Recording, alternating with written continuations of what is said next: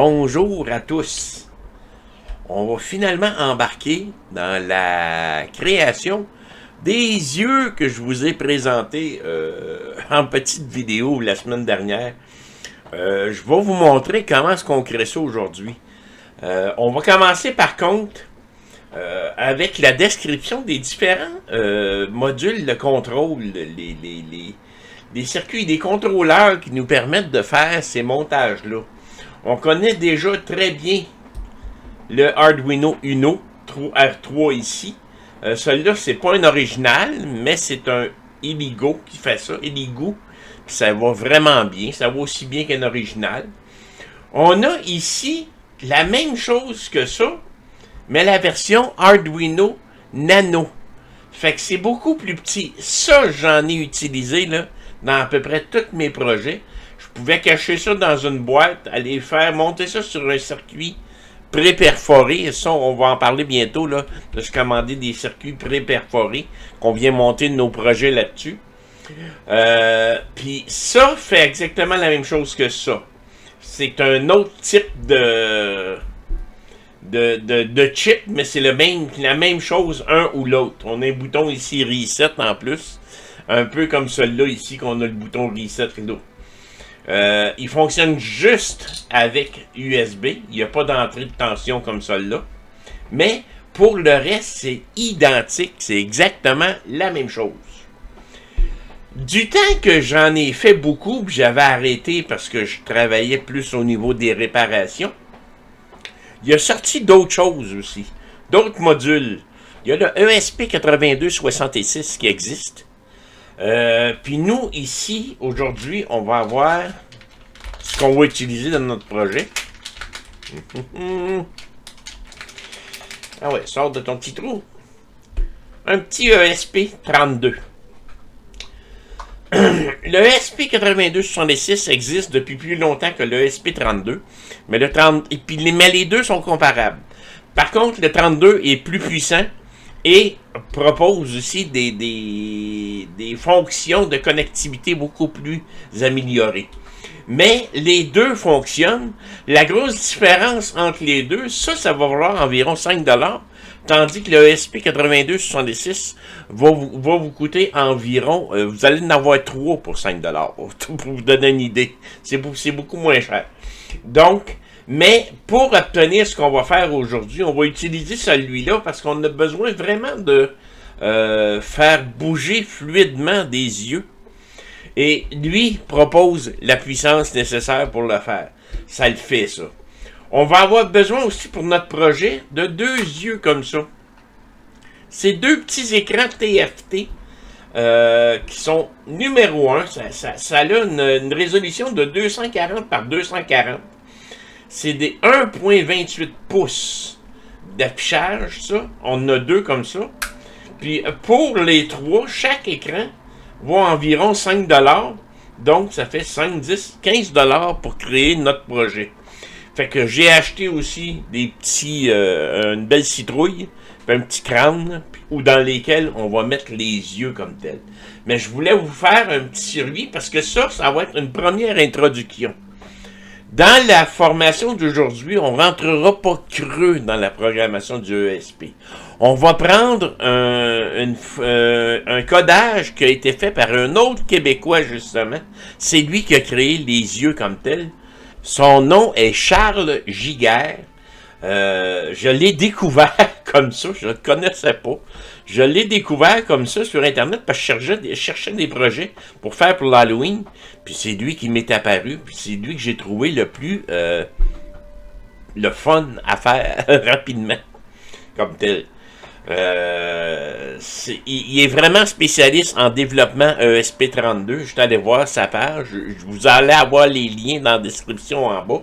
Et au niveau de la programmation des yeux, c'est tout lui que ça vient.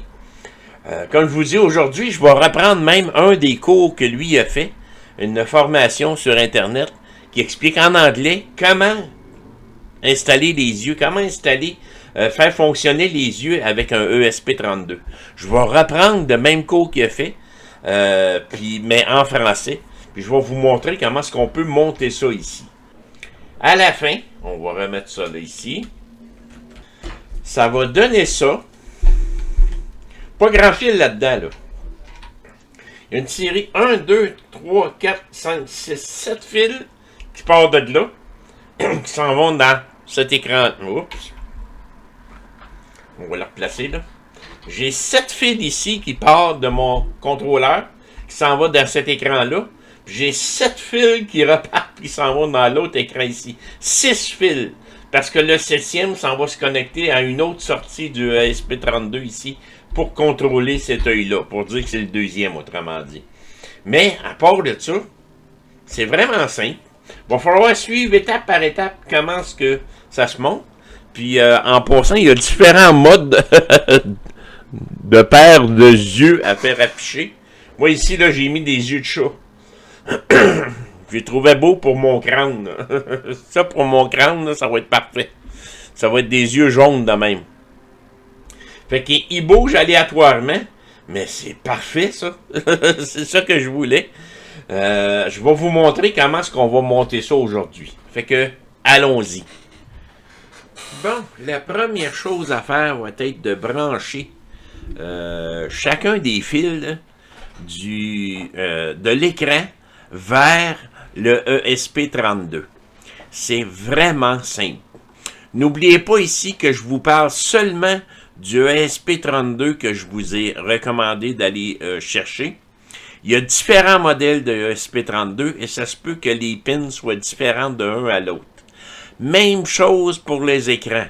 Donc, ce que je vous envoie, c'est vraiment sur les deux articles que je vous ai conseillé d'acheter. Il peut y avoir des différences, mais généralement, vous allez être capable de faire la différence d'un à l'autre. Au mieux, allez voir la formation originale de M. Giguère et vous allez voir qu'il montre deux modèles d'écran disponibles. Donc, on y va nous autres avec notre premier fil ici, c'est le VCC. Le VCC s'en va à la section 3 volts de notre ESP32. Donc, sur votre breadboard, où c'est que vous commencez à monter votre système, assurez-vous d'être branché la pin VCC de l'écran sur la pin 3V3 de votre ESP32. La deuxième pin, c'est la mise à la terre. Donc, on l'amène, encore une fois, de l'écran vers la pin GND de votre ESP32. Prochaine pin, la SDA ici. On va aller la brancher sur la pin numéro 23 de notre ESP32. Fait que, en suivant parfaitement ces instructions-là, vous allez avoir des yeux qui fonctionnent rapidement. Prochaine pin, la SCL. On s'en va vers la pin 18 ici. Donc, assurez-vous de brancher ça ici. Moi, en passant, j'ai mis des couleurs différentes, là, mais c'est juste pour référence. C'est pas grave si vous n'avez pas les mêmes couleurs.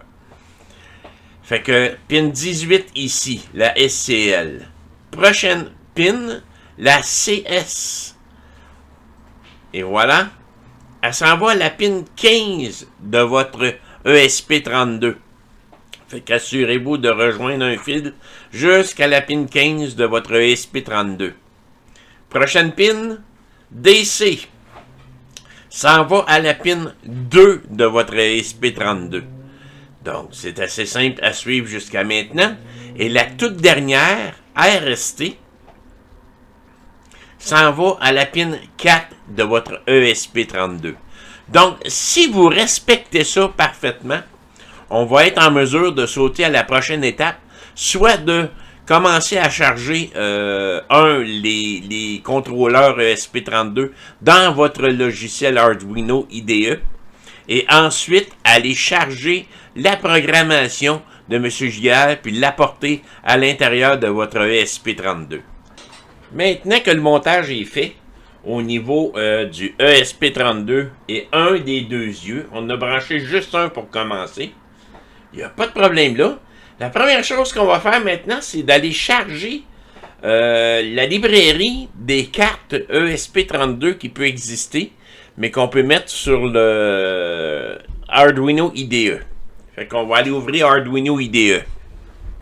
Si on rouvre Arduino IDE ici, si on s'en va dans la liste des appareils en ce moment, tout ce qu'on a, c'est notre Arduino IDE Uno qu'on avait déjà branché. Là, en ce moment, il n'est pas branché. Si je le branche, il devrait venir plus gros, puis il va m'afficher le port en plus. Et voilà. Il est devenu plus gras. Puis si je m'en viens ici, j'ai un Arduino Uno sur le COM6. Le port de communication 6 de l'ordinateur. Ça, c'est beau. On va le redébrancher. Maintenant, vous allez aller dans Fichier, Préférences. Dans Fichier Préférences, vous allez avoir un URL de gestionnaire de cartes supplémentaire. Ça ici. Je vais vous mettre, ce lien-là est déjà dans la description de la vidéo. C'est le nouveau lien pour vous permettre de charger toutes les cartes ESP32. À peu près toutes les cartes ESP32 qui peuvent exister. Fait que nous autres, on va aller chercher dans la description, pour on va venir le mettre ici, si jamais il n'y a rien, là. Il est comme ça. En ce moment, ça, c'est juste pour copier, je pense. Non, c'est pour en mettre plusieurs, excusez. C'est pour en mettre plusieurs. Donc, je peux venir ici, faire ça, coller ce lien-là, et cliquer sur OK. Après ça, éteignez le Arduino IDE, puis on le redémarre.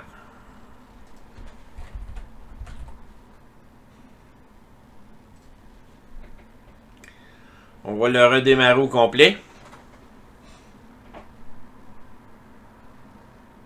Après avoir redémarré Arduino IDE, la prochaine étape, il faut installer vraiment le board qui convient avec celui qu'on a en ce moment ici. Donc, vous allez aller dans ici, le deuxième choix, là, pourquoi il n'affiche pas d'habitude, il affiche là.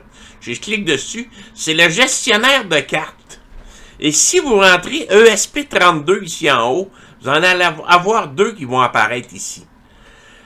Moi, je l'ai déjà installé, là. Je le retirerai pas, là. C'est juste pour vous montrer. J'ai déjà installé.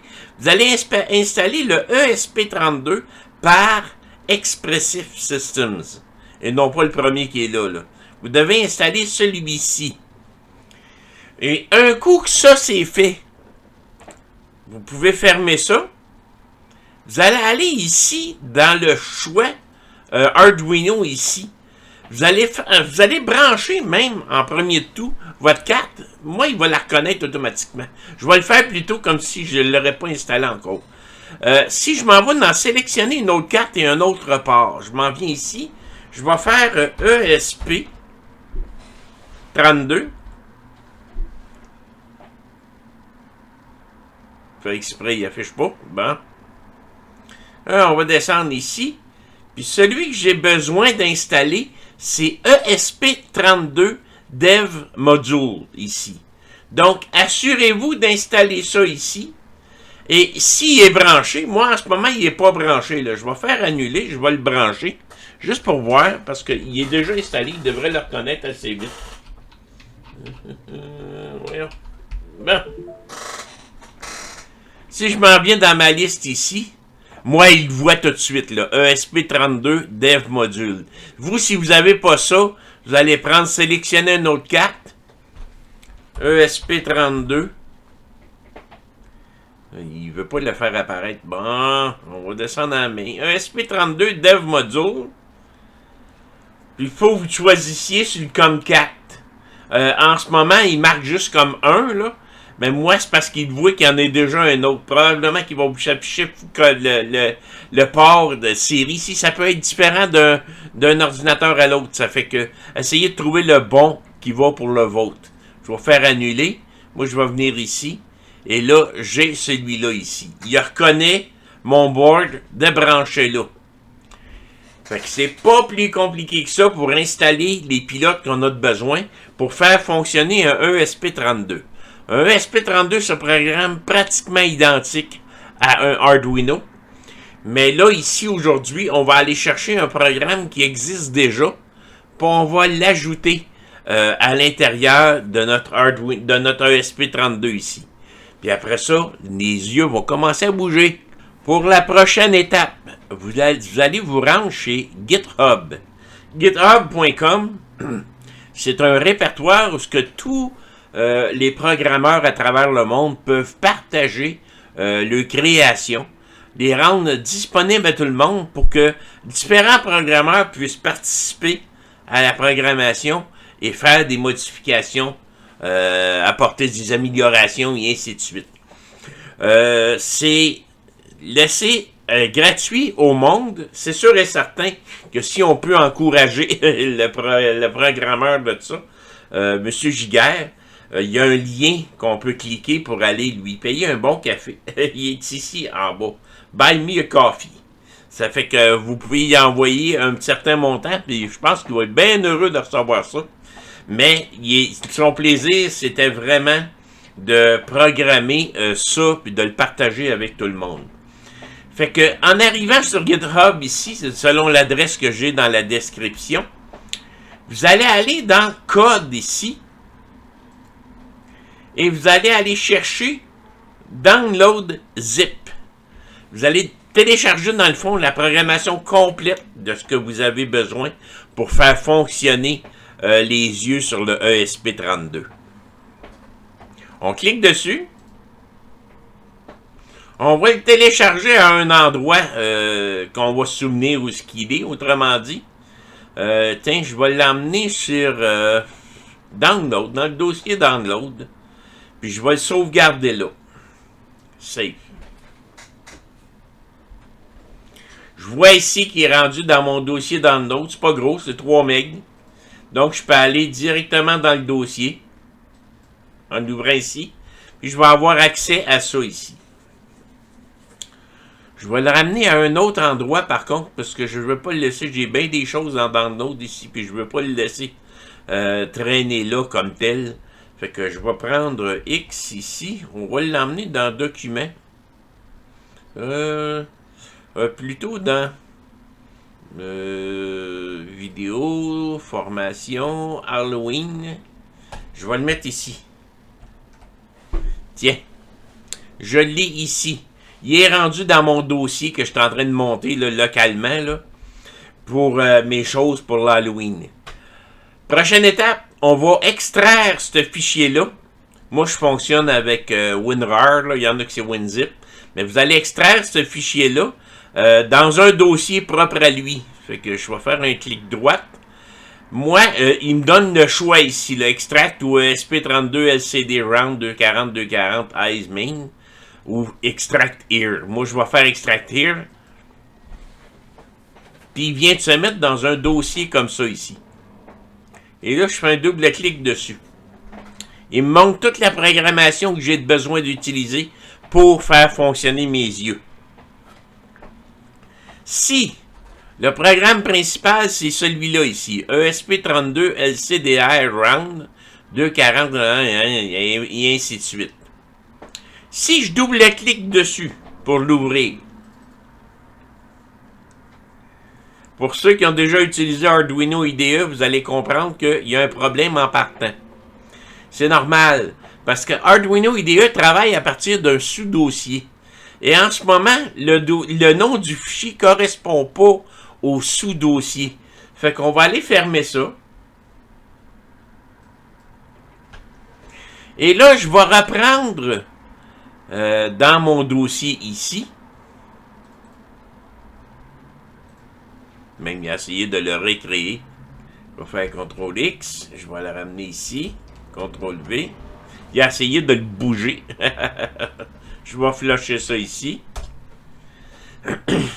Le nom que j'ai ici, je vais venir le copier. En cliquant dessus 2 fois, là. Je viens de copier ce nom-là. Et là, je vais remonter d'un dossier. Puis je vais venir renommer ici mon dossier la même chose. CTRL V. Enter. Et là, mon dossier porte le même nom que le nom que j'ai ici. Et là, si je rouvre ce programme-là,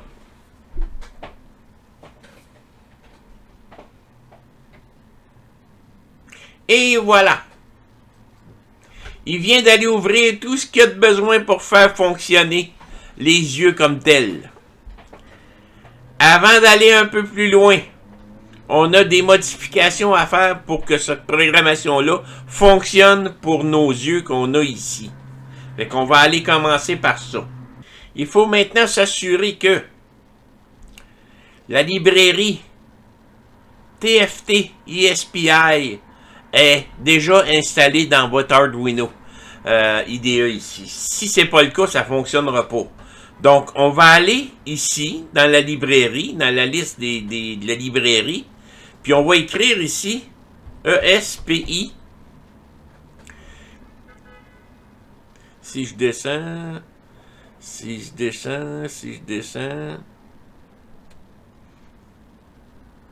Ah, le voilà. Dans la liste, vous allez trouver TFT _ ESPI par Budmer.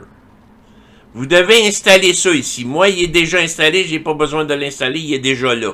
Mais vous devez installer celui-là, TFT _ ESPI par Budmer. C'est celui-là que vous devez installer. Dans la prochaine étape, un coup que ça s'est installé, tout est beau. Mais là, on doit aller configurer la librairie ESPI TFT pour avoir le bon pilote pour faire fonctionner nos écrans ici. Puis ça, dans la vidéo originale, M. Giguère fait une fonction, autrement dit, il descend, il vient chercher TFT ESPI.h. Il fait un clic droite, puis il fait Go to Definition. Ça ne fonctionnera pas pour vous ici. Pour la simple raison que il faut que le fichier se trouve dans le même dossier que la programmation de ce logiciel-là, dans le fond, puis de ce projet-là. Puis, il n'est pas là en ce moment. Nous autres, quand on a installé la librairie ESPI, puis TFT, on l'a installé dans la base comme telle du Arduino IDE. Ça fait que la façon d'aller la modifier, vous allez aller dans vous allez réouvrir un autre dossier aussi, comme ça. Vous allez rouvrir l'explorateur dans Windows. Vous allez aller dans Documents, Arduino, et vous allez avoir un dossier qui se nomme Libraries, ici. Et à l'intérieur de ça, vous allez avoir TFT _ ESPI. Fait qu'en étant dans le dossier TFT ESPI ici, vous allez avoir les deux fichiers qu'on a besoin de modifier sont ici. Puis ces deux fichiers-là doivent être modifiés en dehors de Arduino IDE. Autrement dit, vous allez utiliser Notepad dans Windows pour les modifier. C'est bloc-notes qu'on a en français. Moi, je travaille en anglais souvent. Si je m'en vais dans User Setup, je fais un clic droite, puis je vais aller dans Ouvrir avec, le premier en haut. Puis je vais choisir Notepad. Je vais décocher ça parce que d'habitude, j'utilise d'autres choses. Je vais choisir Notepad, puis je vais aller l'ouvrir. Et là, vous allez vous retrouver devant la librairie de tout ce qui est utilisé au niveau pour cette librairie-là comme telle. Moi, en ce moment, elle est déjà modifiée. Vous, en ce moment, vous avez le premier ici qui n'a pas les deux // Et en bas complètement, c'est commenté. Comme ça. Donc, vous êtes comme ça en ce moment. Ce que vous devez faire absolument, c'est d'aller ici et faire commenter ça. Puis aller chercher le dernier en bas. C'est le GC9A01 driver. Puis vous enlevez le commentaire au début. Et vous sauvegardez ça. Faire save. Ou sauvegarder. Vous pouvez fermer ça par la suite. Le prochain fichier à éditer, c'est l'autre en dessous. User Setup Select. Encore une fois, on va aller faire un clic droit. Ouvrir avec. Je vais décocher ça. Notepad. Et là, dans la liste de tous les pilotes qui sont là, Si je descends un peu plus bas, il y en a beaucoup, là. Il y en a beaucoup, beaucoup. Il faut que vous trouviez le setup 46 GC9. Fait que c'est en plein celui-là. Moi, en ce moment, il est déjà ouvert parce que je l'avais utilisé. Mais vous, par défaut, vous allez l'avoir commenté comme ça. Fait que enlevez les deux comme les deux petits slash qui vont commenter cette ligne-là. Et c'est le GC9A01 underscore ESP32. Ça, c'est pour les deux affichages, les affichages que vous avez pour qu'on utilise en ce moment. Donc, il faut que vous soyez sûr d'enlever les commentaires là-dessus. Vous sauvegardez ça. On ferme ça. Fait que maintenant, on est prêt à charger ce programme-là dans notre ESP32.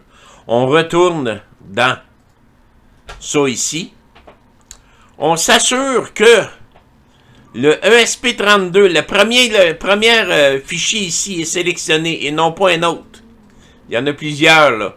Moi, je veux le premier ici et sélectionné. Et là, vous allez pouvoir charger ça dans votre ESP32. Avant d'aller plus loin, vous sélectionnez une carte ici.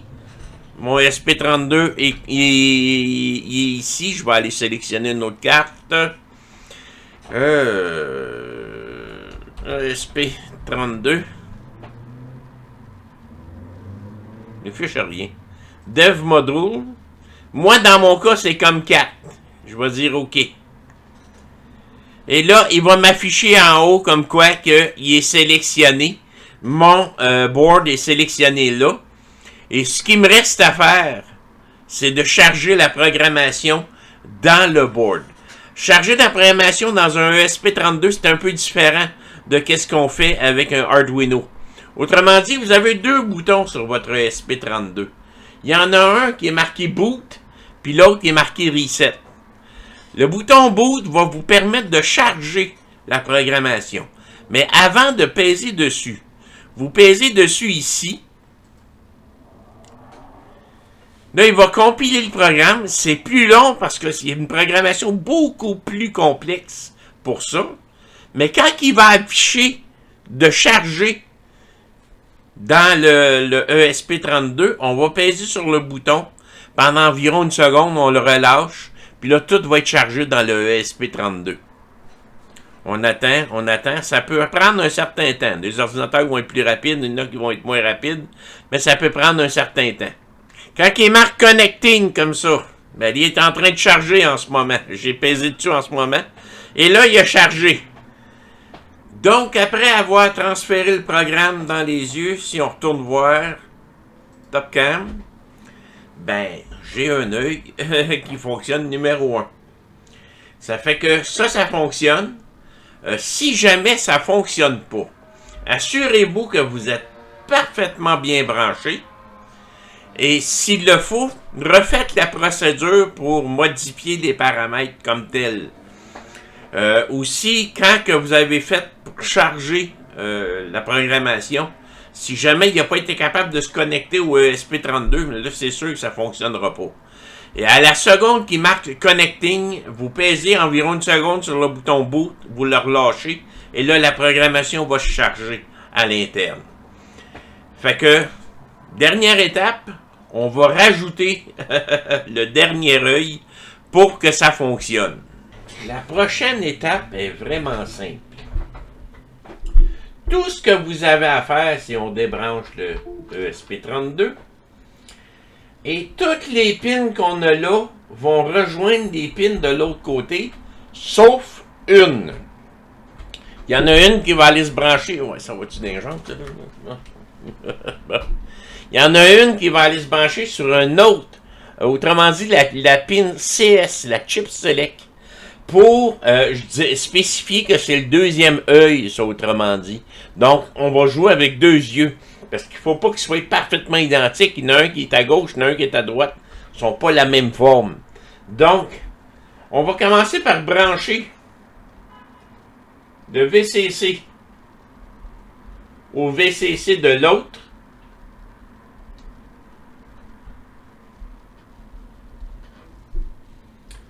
On va brancher le ground aux grandes de l'autre œil, et ainsi de suite. Toutes les mêmes fils vont aux mêmes endroits. Le troisième qui s'en va à c'est SC. S'en va à SC, pas SC, c'est SCL. Le quatrième qui SDA. S'en va à SDA. Le cinquième DC.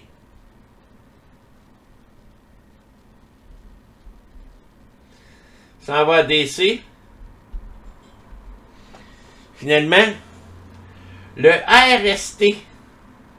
Le RST. La dernière pin s'en va à RST, la dernière pin.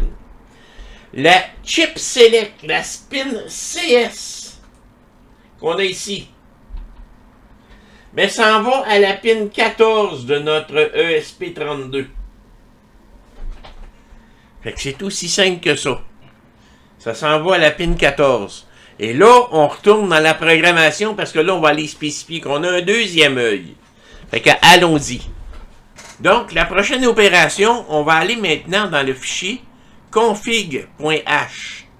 Dans config.h, vous allez avoir différentes choses ici à modifier. Moi, il est déjà fait ici là, parce que je l'avais testé avant quand j'ai monté pour vous autres. Mais généralement, vous allez avoir ça.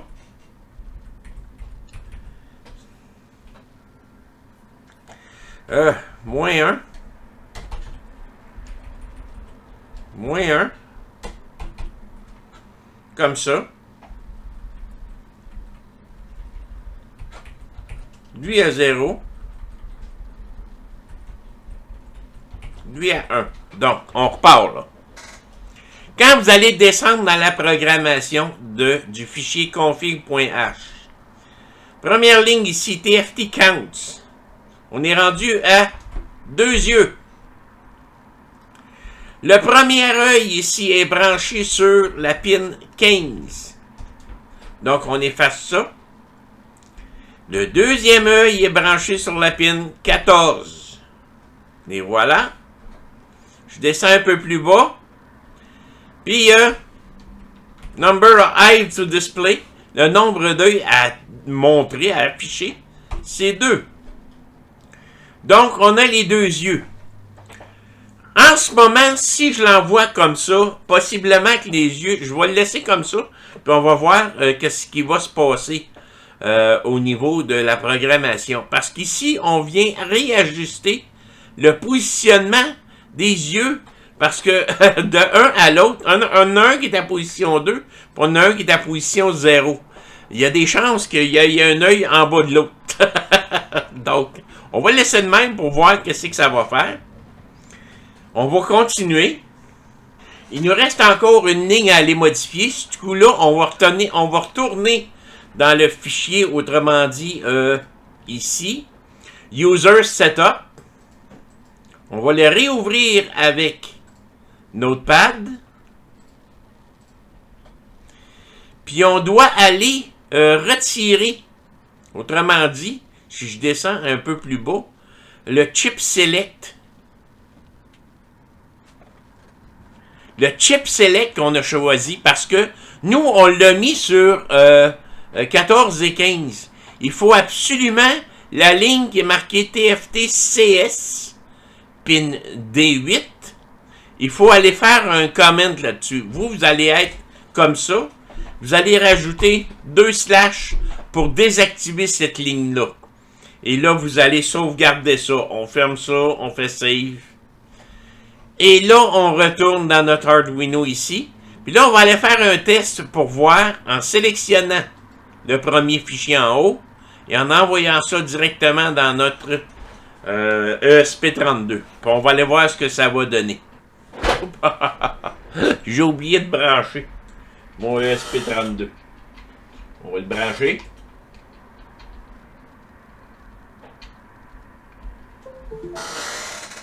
Et on recommence.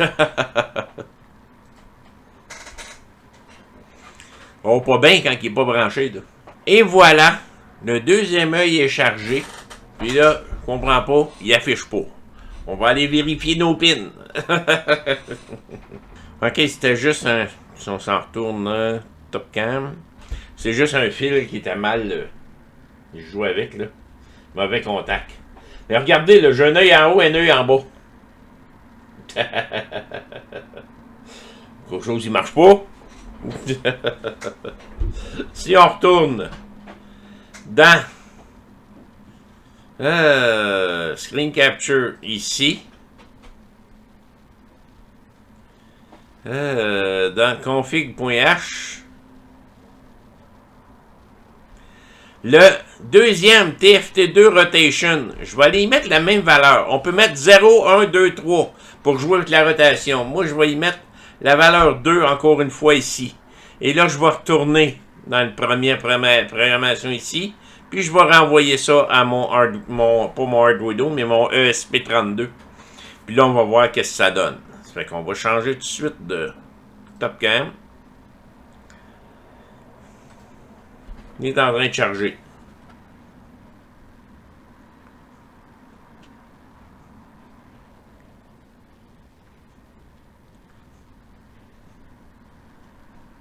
Et voilà.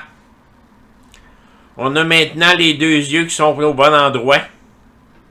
Juste aller voir parce que là, je sais pas, je regarde. Tout est là. Tout est en place. Tout fonctionne. Là, c'est sûr que... Regardez, ma connexion n'est pas forte, là. Faut que je vérifie ma connexion ici. Si je descends de 1. Bon, on le laisse de même pour l'instant, il fonctionne. Fait que mes deux yeux sont numéro 1. Tout fonctionne number 1. Il me reste à monter ça pour coller ça dans mon crâne et ma citrouille que j'ai achetée. Fait que tout ce qu'on a à faire. Aussi, ça va vous prendre une source d'alimentation de 5 volts. Vous pouvez acheter des batteries.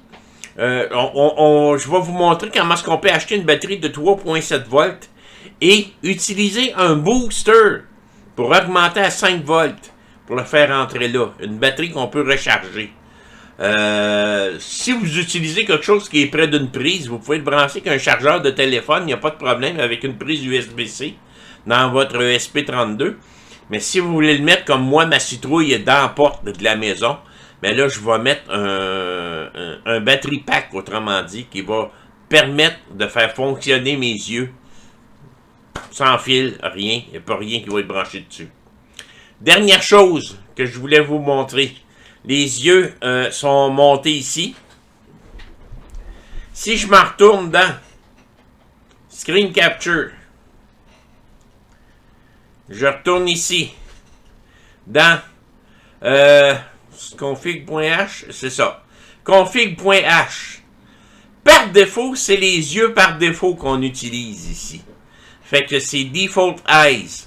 Mais vous en avez de toutes les sortes. Moi, ce que j'aime bien, c'est, si je me souviens bien, c'est Cat Eyes. Donc, je peux aller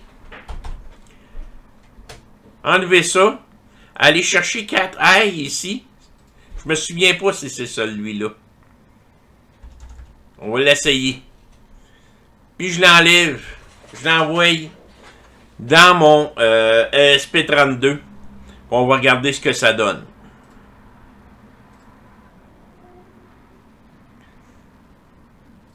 Et voilà. Là, c'est des yeux de chat. Ça, c'est probablement les yeux que je vais utiliser dans mon crâne. Il est plus petit. Mais... pas si pire, hein? Ça, c'est un petit cadeau que je voulais faire à tous les membres. Merci pour votre soutien. C'est pas grand-chose, mais le 5$, c'est vraiment plus un soutien. Parce que ça demande beaucoup de travail, monter ça. Mais je sais que tout le monde est assez heureux des cours comme tel. Fait que ça, c'est pour vous monter des belles décorations. Je vais vous montrer dans une vidéo, dans 2-3 jours, le restant monté dans mes deux... autrement dit, là. Dans ça et dans ça. Ça, on va avoir les deux yeux. C'est le fun parce que c'est des supports en métal en arrière. Ça fait que je vais pouvoir me tenir correctement, sans problème. M'attacher, même les coller là. Je vais mettre le battery pack dedans. Ça paraîtra pas. Puis j'ai un crâne ici, que lui, il va être branché avec un chargeur de téléphone 5 volts avec une prise USB-C. Puis il va être sur un meuble ou quelque chose. Puis je veux rajouter probablement des lumières à l'interne. Ça va être quelque chose que je vais faire. Mais ça va être beau. Merci.